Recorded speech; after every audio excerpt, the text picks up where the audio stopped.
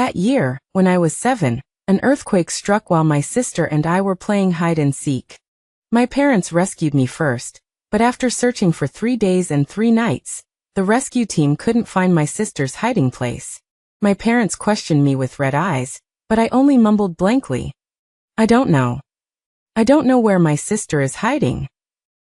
After that day, my parents, who had always doted on me like a princess, never smiled at me again. This time, my parents were going to visit my sister's grave, and my mother broke down again simply because I said I wanted to go. "Get out. It's all because you wanted to play hide and seek that you killed your sister. You wanted to hide, didn't you? Go in there." She roared at me, her voice hoarse, and forcefully shoved me into the suitcase. But she forgot that this suitcase was a combination lock suitcase, and once it automatically locked, I couldn't open it no matter what. I obediently curled up and squeezed into the cramped suitcase. Over the years, I had long been accustomed to using the suitcase as my secret base. Whenever my mother emotionally broke down and smashed things on the table, my father would give me a look, and I would skillfully crawl in, zip it up and pretend I couldn't hear anything. Like playing hide and seek, I started counting, quietly preparing to count 10,000 10 times. But this time, I didn't finish counting as usual. The prolonged twisted posture made my limbs stiff and numb. My curled knees pressed against my chest, making it hard for me to breathe. I used my small hands to pick at the small opening next to the zipper, but I couldn't open it no matter what. "Lila's things are all in the suitcase, right? I'll put it in the car." My father's voice came.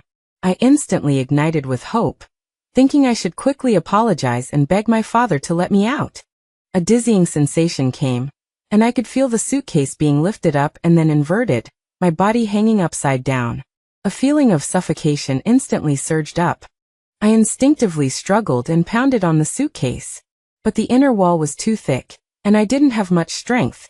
Even the aha sounds I managed to make were swallowed by my parents' voices. The master said that everything that needs to be burned should be burned. "The child is trapped. If you don't send her off, she won't leave." "Shut up. It's all because of Serena. She killed Lila.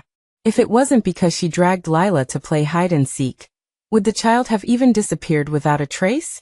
My Lila, her bones are gone." The second half of her voice went hoarse again.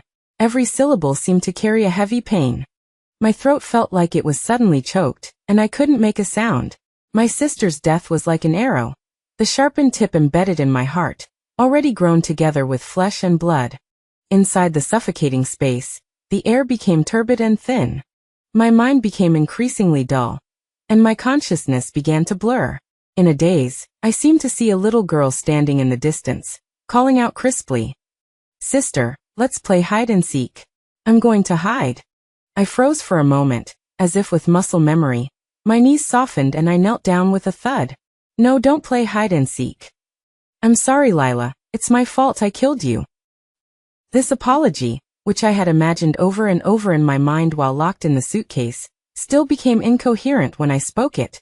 What I really wanted to say was, if I could, I would use my life to exchange for my sister's life. Just like my mother prayed over and over again. When I looked up again, my soul had floated out of the suitcase. In front of me wasn't the sister I dreamed of day and night, but my mother, standing there in a daze. She opened her mouth blankly, as if talking to herself. "Do we really have to burn it all? Lila's things, Lila's clothes, the doll I made for her. I dug them out of the ruins piece by piece. It's all because of Serena. She made it so Lila can't rest in peace even after death. Do you think she was sent by God to punish me?" My mother's emotions became agitated again, and the sorrow between her brows turned into deep hatred. She listened to the master's words and believed that after death, a person must have a complete body and be properly buried, and that I was the reason my sister couldn't be reborn. My father's fingers gripping the steering wheel turned white. He turned his head, his tired and wrinkled face, his sunken eye sockets. Even his voice was weak. "It's been so long," like the master said. "Lila has to go to where she needs to go, and the living have to look forward." He smiled bitterly. "We can still have another one in the future, a family of 3, and be happy." My father's tone was flat, but it made my soul flicker for a moment. A family of 3, without me.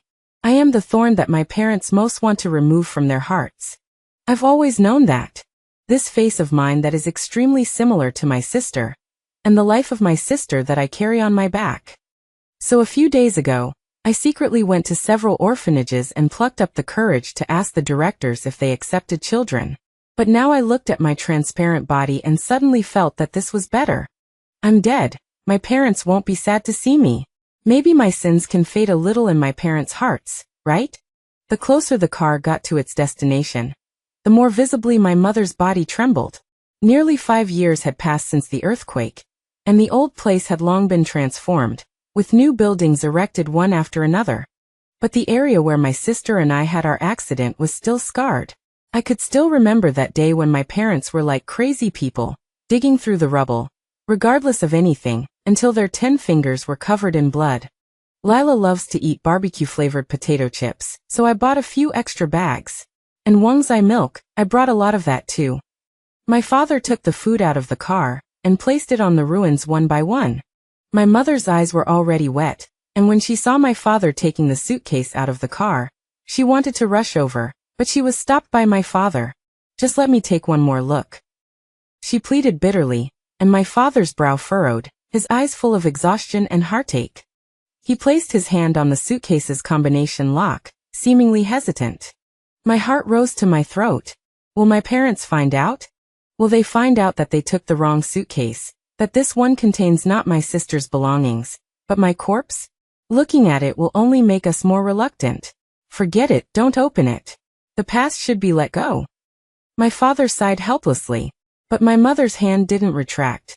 In the stalemate, my father's phone rang. He answered, and it was the housekeeper's anxious voice from home. Mr. Arthur, I can't find Serena again. Where is she hiding this time? My mother snatched the phone away, her emotions igniting. Who cares what she does, she's doing it on purpose. Intentionally causing us trouble on a day like this. Auntie Rosa, lock her room and let her hide as much as she wants. Impatience also appeared in my father's eyes. He also told the housekeeper to ignore her, and hung up the phone without hesitation. She's so clever, thinking that if she hides and doesn't appear in front of me, she'll be forgiven? My mother sneered lightly. The atmosphere was silent, but there was a vaguely suppressed emotion fermenting in the air. My father didn't speak, silently preparing to light the fire. But the fire in my mother's eyes burned even brighter. It's all Serena, it's her. She made it so that I can't even keep Lila's last things. We treat her so well. How can she be so malicious? Coaxing her sister to hide and play hide and seek in the earthquake. And now Lila is dead and can't be reincarnated. Does she hate her sister that much? My mother said through gritted teeth, her eyes red. I had heard these words countless times. I knew my mother was in too much pain, and always had to vent something. I turned my head to look at Dad. The heartache he initially showed me was long gone, replaced with numbness and indifference. Because of me, he lost his little daughter. And because of me, Mom developed a severe mental illness.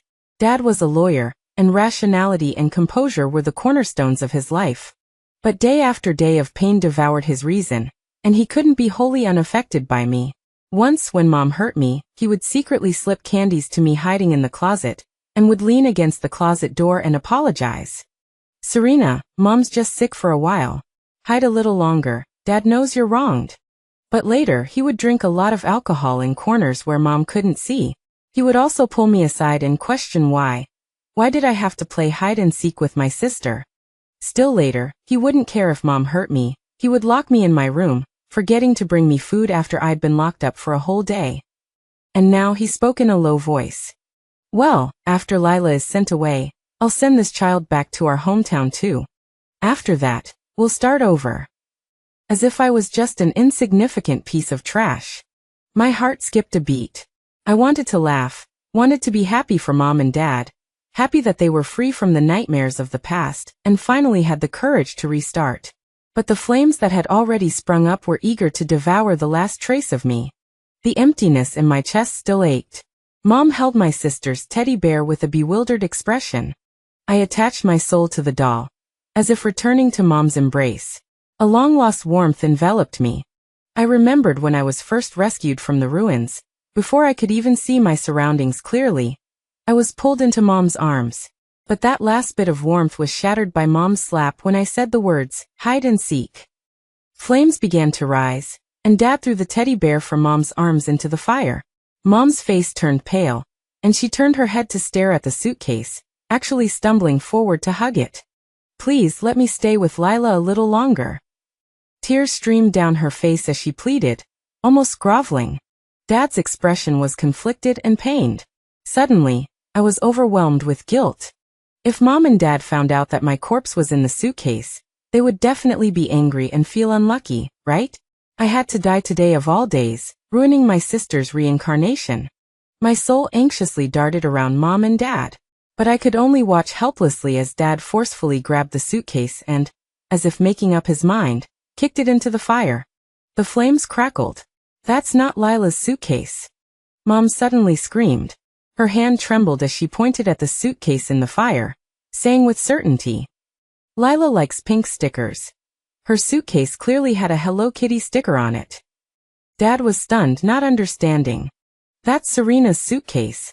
I was shocked and instantly became nervous. I thought Mom was going to remember that I was locked in the suitcase and never released. But the next second, Mom shouted, her face wearing the familiar anger and disgust. Didn't you look when you were packing things? How could you use Serena's dirty suitcase to pack Lila's things? If you send it to Lila like that, Lila will be angry. So, that was the reason? Mom not only wouldn't remember me, but she also found my suitcase disgusting. No, you can't burn this dirty thing for Lila. Mom frantically tried to rush into the fire. Dad quickly stopped her. He held down the crazed Mom, pulled her into his arms and comforted her. Okay, calm down, don't be like this. It's just a suitcase, it's okay, it won't affect anything. Mom was being restrained, and the firelight illuminated her pale face. She widened her eyes, tightly covered her mouth and nose, and looked like she was about to faint the next second. Realizing that Mom's emotions were off, Dad stared at my suitcase, and his expression also turned ugly. He was probably cursing me for still not being able to rest in peace. That's enough, let's go home first.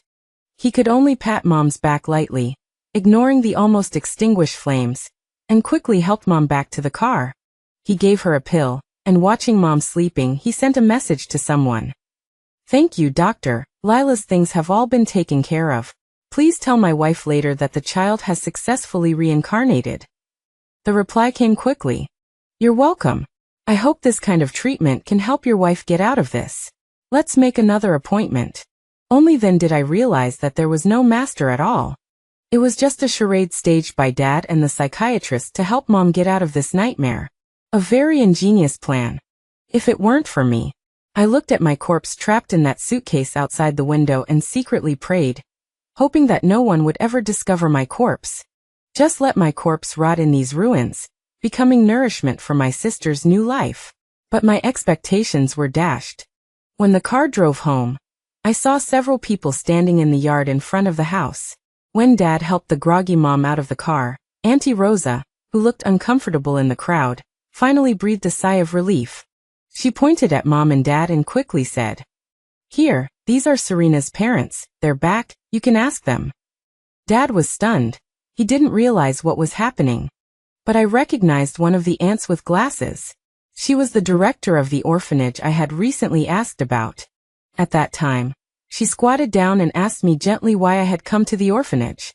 I stammered, only lowering my head and awkwardly saying, My parents won't be happy with me at home. She paused, wanting to continue asking about my family situation. But I closed my mouth and didn't say anything, panicking and running away. I didn't expect that she would actually bring people and find my home. Another aunt also came forward and took out the documents in her pocket. Hello, I'm from the local Women's Federation. I want to ask you about your child Serena's situation. What Serena? Mom, hearing my name, was like a bomb that had been detonated. She glared fiercely at the person who came and gave a mocking smile. The Women's Federation? Serena has become so capable that she has even learned to find someone to back her up? What, is she saying we're abusing her outside? Her appearance made the people from the Women's Federation and the director aunt frown. What I didn't know was that after I sneaked into the orphanage several times, The director aunt had keenly sensed that something was wrong and even went to my school several times to ask about my situation. The teacher also recalled seriously. This child is usually very introverted and doesn't talk much. Speaking of her parents, I don't seem to have seen them often, and they often ask for leave from parent-teacher conferences. She always has to wait until all the children have been picked up before she slowly walks home alone. Therefore, out of concern, the director specifically contacted the Women's Federation and wanted to ask about my situation. I'm sorry, but you don't seem to have the right to interfere in other people's family affairs, right? Dad stood in front of Mom, frowning, his expression also very impatient. Auntie Rosa, don't let random people into the house in the future. He put his arm around Mom, wanting to go inside, but the director aunt came forward and said gently, "Sorry, Serena's dad. The thing is, Serena has run to our orphanage several times, saying that she really wants to live with the children in the orphanage. We wanted to understand, is there any difficulty or misunderstanding that we adults haven't noticed that is causing the child to behave so unusually? Is Serena here? Can we talk together?" Hearing my name, Dad was stunned, as if he'd just remembered I existed. Serena's going to an orphanage? Good. That's where she belongs. Why didn't I throw her in an orphanage the moment she was born? Mom screamed, her emotions becoming increasingly agitated. Auntie Rosa, please take Madam back to the car. I'll get some medicine and take her to the hospital later. Dad turned to instruct her, his gaze toward the director and others already cold. My wife is not feeling well. I need to take her to the hospital. He turned and went into the house, slamming the door shut. As if exhausted, he stumbled toward the bedroom, but tripped over something at his feet. Dad steadied himself, and then saw that he had knocked over a suitcase. His constricted pupils reflected the scattered contents of the overturned suitcase. His younger sister's clothes, her toys, her little blanket. At that moment, Dad froze. After a long while, he rushed to my bedroom door, unlocked it with trembling hands, and then opened my wardrobe, my bookshelf, even under the bed. There was no trace of me anywhere. Serena? Serena? Where are you? Don't hide. I floated beside Dad, watching him search every corner of the house. So Dad, will you find me? Years ago, the game of hide and seek, the sister who wasn't found, caused Mom and Dad a lifetime of pain. But I'm different. Not finding me is to atone for my sister's sins, is to let Mom and Dad move on to a new life. Impossible, it can't be that suitcase. Dad tremblingly dug out the old purchase history. The words automatic lock and thickened inner wall in the product description pierced his eyes like sharp blades. Dad collapsed to the ground, stunned for a full minute, with a dazed and lost look I had never seen before. Then he propped himself up and stood up unsteadily. As if nothing had happened, he packed all of his younger sister's belongings from the suitcase into a garbage bag and hid it away. Dad went out. He took Mom to the doctor first. During this time, the master sent her a message. I have calculated that your child's obsession has dissipated, and she has been reincarnated. As she left, she asked me to bring you a message. Really? What did Lila say? My Lila will definitely be happy in her next life. Mom's eyes lit up and tears welled up. The child said, don't worry about her, look forward. After reading the master's words, Mom was already in tears. By the time they arrived at the psychological clinic, her emotions had recovered a lot. The doctor did a preliminary examination, saw that the effect was good, and asked the assistant to take Mom into another room for hypnotherapy. Then he gave Dad a smile. Mr. Arthur, your method is really good. You understand your wife. Sometimes this obsession is too deep. You need to push her a little. I think her condition has actually been good recently. I'll prescribe some medicine for you. Go back and get some rest. You can travel and relax these days. As he spoke, Dad's face didn't look good. I got closer to Dad and could hear his rapid and heavy breathing, and the drum-like beating of his heart in his chest. He took the calm Mom home. On the way, Mom babbled. Since the master said so, Lila is fine. That's great. Lila, don't worry, Mom won't forget you, but Mom will work hard to live well. We all have to be well. I watched Dad's stiff smile. While celebrating Mom's recovery, I was also afraid that I would hurt Mom again. The car moved smoothly forward. During this time, Auntie Rosa sent another message. Sir, I have finished cleaning today, and the food is also prepared. But Serena still hasn't moved. She probably hasn't eaten all day. Should I continue to keep her locked up? Dad blocked the phone so Mom couldn't see it, and quietly typed a line. Don't worry about it. Go back. Don't come for the next few days either. We're going out. He turned his head and saw Mom's long-lost smile, but his own face became even more ugly. The sunset outside the window was bright and dazzling. Mom leaned on the car window, with an unprecedented look of peace. She was immersed in her own world, unaware of the almost frozen atmosphere on Dad's side. Then the phone rang like a bomb. The voice on the other end was serious and cold, saying the thing I was most afraid to hear. Hello, is this Mr. Arthur, Serena's parent? We found your daughter's body in the barren hills west of the city. Please come to the police station as soon as possible. In the silent car, every word of this sentence clearly entered my parents' ears.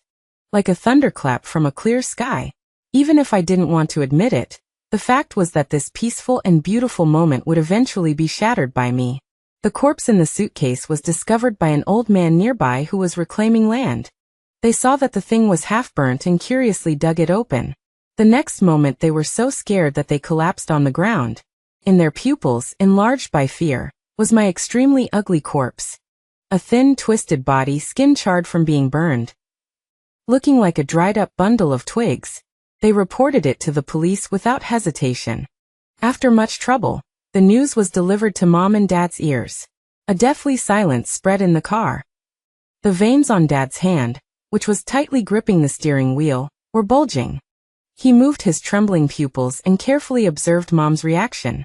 Mom's face showed a trace of confusion, as if she was digesting what she had just heard. But when my name was mentioned, her brain seemed to have linked me and hatred together. Then her brows furrowed again, stained with the familiar anger. Serena? I almost forgot about that bitch. What tricks is she playing this time? Can't she stand to see her sister reincarnated into a good life? She has to cause us trouble, right? She's capable this time, even colluding with someone to pretend to be dead? Why didn't she die sooner? She should have been crushed to death in the earthquake. Vicious curses came one after another. But I breathed a sigh of relief. Thank goodness, Mom didn't find out I was really dead. But if I really died and it made her happy, then I would be worthy. I showed a humble smile. After Dad sent Mom home, Mom immediately shouted at the top of her lungs. Serena! Get out here. I don't want you to hide anymore. Mom had always been like this. It seemed that after that earthquake, I became the source of all disasters. Only by pouring all her malice on me could she relieve the pain in her heart. Why don't you come out? Do you think I'll feel sorry for you if you hide and pretend to be dead? Like I feel sorry for your sister? Don't dream. Mom scurried around the room like crazy. Get out here. I'm going to send you away, send you to an orphanage. I want to live a good life like Lila said. Don't pester me anymore. I didn't know why Mom suddenly had such a big reaction. She had never wanted to see me before. She wished I would hide in the closet or suitcase and never come out. Now that I had really disappeared, why did she want to find me? Calm down. I had Auntie Rosa take Serena away. I'll send her back to our hometown to be raised in a few days. You won't see her again in the future. Dad quickly stepped forward. Hearing Dad say these words with his own mouth made Mom believe it. Calm down. Mom sat blankly on the spot, and actually looked up and asked, Did you really send her away? After receiving the definite reply, Mom nodded calmly, her expression strange. There was no hysteria towards me, no vicious curses towards me. Maybe she felt liberated. After comforting Mom, Dad excused himself, saying he had something to do, and went out again. I knew he was going to collect my body. He wasn't surprised to be questioned when he arrived at the police station. The police officer scrutinized him sternly. Why was the child in the suitcase?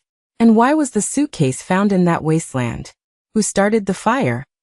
There were no surveillance cameras in that area. Dad had to explain everything. I looked anxiously at the police officer, who had a grave expression like he was staring at a criminal, and spun around in the air. It wasn't Dad's fault. My death had nothing to do with Mom and Dad. But no one could hear me. Only Dad calmly recounted everything, his voice like stagnant water. 5 years ago, there was a major earthquake there. My youngest daughter was crushed to death. My wife developed a mental illness because of it.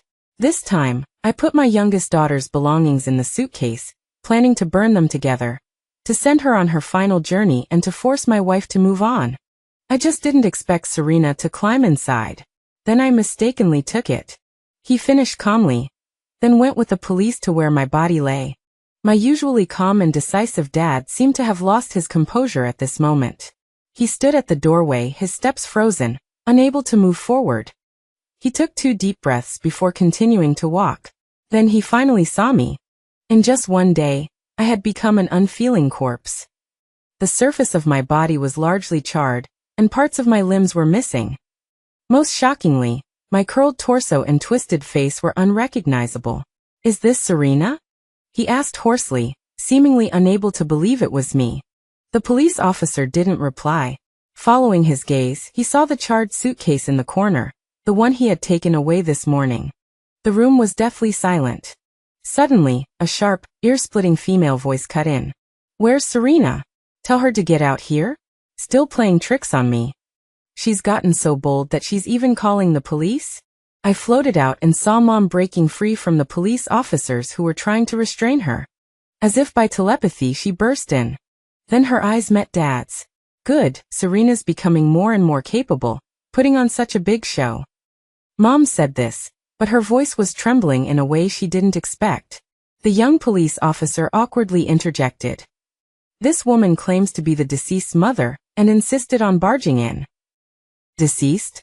How could Serena bear to die? She's got a charmed life. Even such a big earthquake didn't kill her." Mom erupted in anger, trying to be as forceful as she used to be, but the white light overhead made her face look bloodless.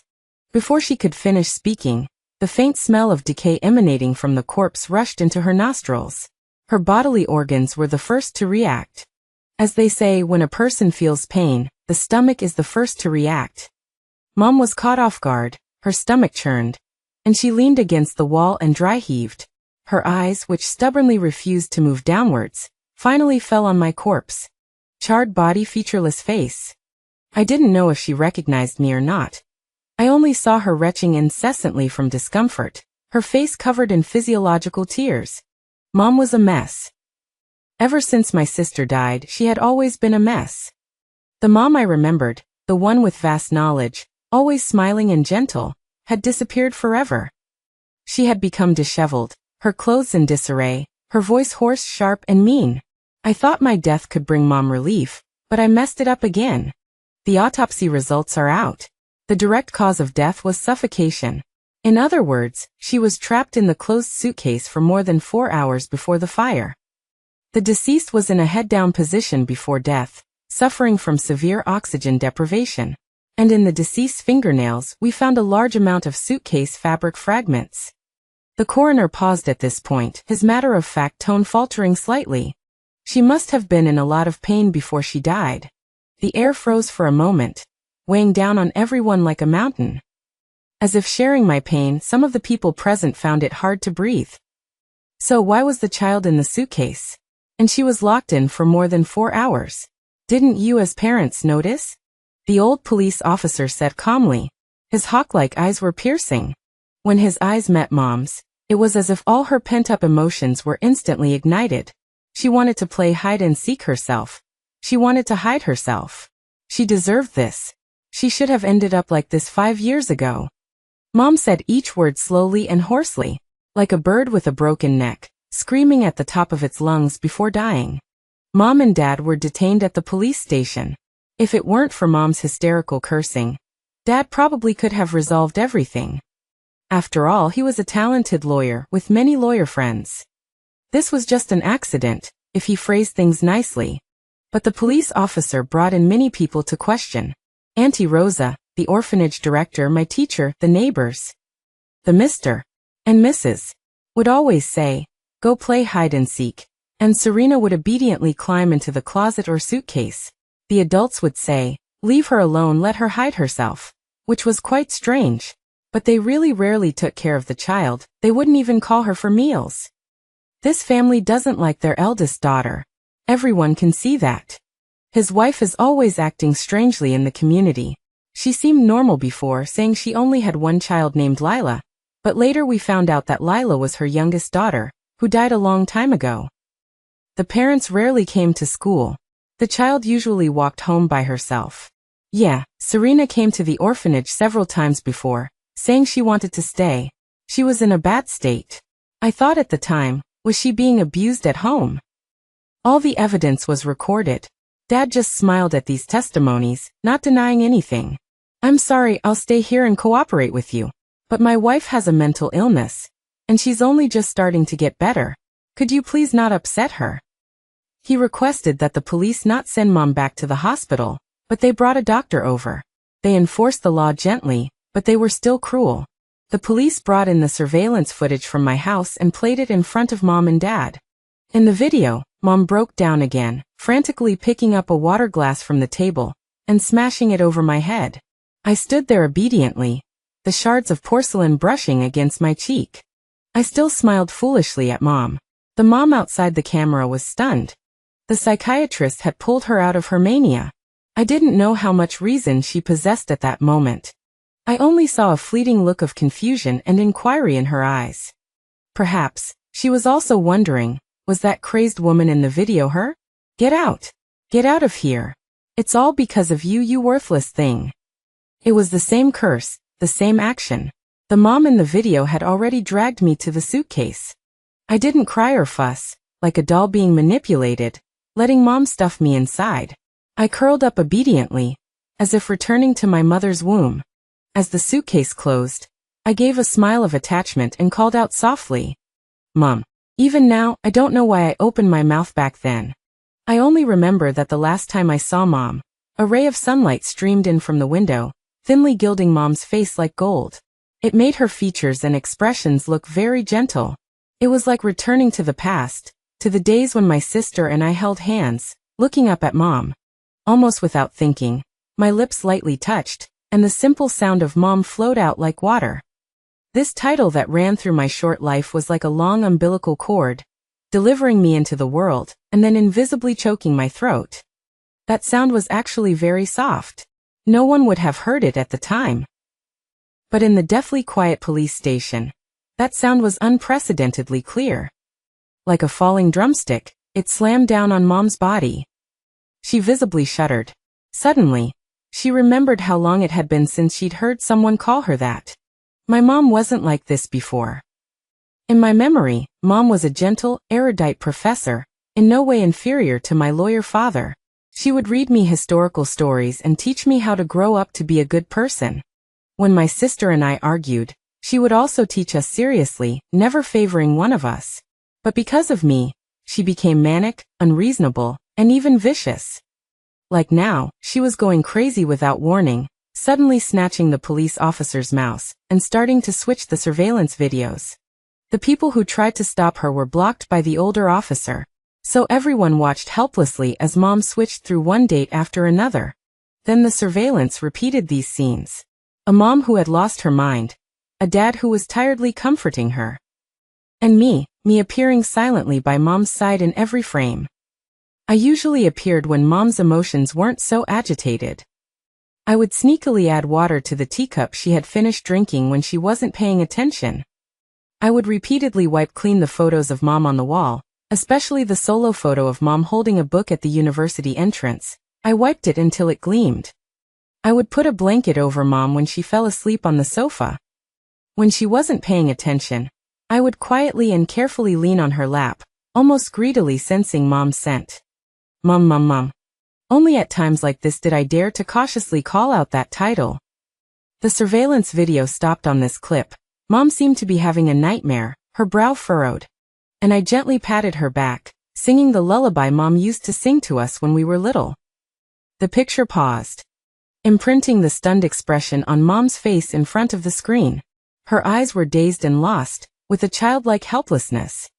For a long time, she had been trapped in this nightmarish cycle, trapped in her hatred for me. She couldn't see me. She couldn't remember that I was once the apple of her eye, her treasure. Until this moment, the news of my death was like a menacing stone, suddenly shattering the thick barrier between her and me. She then realized that although she had always been sending me malice and hatred, but I was like a very easy-to-raise weed. As long as Mom had ever nourished me, I could survive tenaciously. And then, stubbornly, desperately and constantly, I gave back to Mom the love she wouldn't even receive. Where's Serena? Where did Serena hide? It was like history repeating itself. Mom stood up, tugged at Dad's sleeve, and said in a strained voice, "Tell her not to hide. Hide and seek is not fun. Don't hide." She looked up and met Dad's painful and aged eyes. Years of pain mixed together, belatedly surging up. Mom's eyes cleared for a moment, but in the next second they were immediately blocked by a torrent of tears. She's dead. Serena is dead. How did they all die? How could they all die? Mom couldn't hold back anymore. She threw herself into Dad's arms and cried loudly. After that day, Mom returned to normal. She no longer needed to take medicine. She no longer became manic and irritable. Dad didn't say a word in court.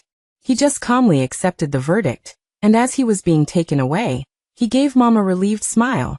He had been like a taut string all these years. He was too tired. Mom's expression was still inexplicable. Only after knowing that, if the sister's belongings hadn't been burned, allowing the sister to be reborn and letting Mom get out of this, perhaps I wouldn't have died. It's all because of me. It's because I believed some master. How ridiculous I am, ha ha ha ha. She sat at the entrance of the court and laughed loudly. But as she laughed, tears fell like beads. Mom's back bent down little by little, and I heard her mutter, "I'm sorry, Serena. I'm so sorry for you." But I floated in front of her and wiped away her tears little by little. I wanted to say, "I don't blame you, Mom." A gust of wind blew past, blowing away her tears, blowing away my love and resentment, and also blowing away my soul.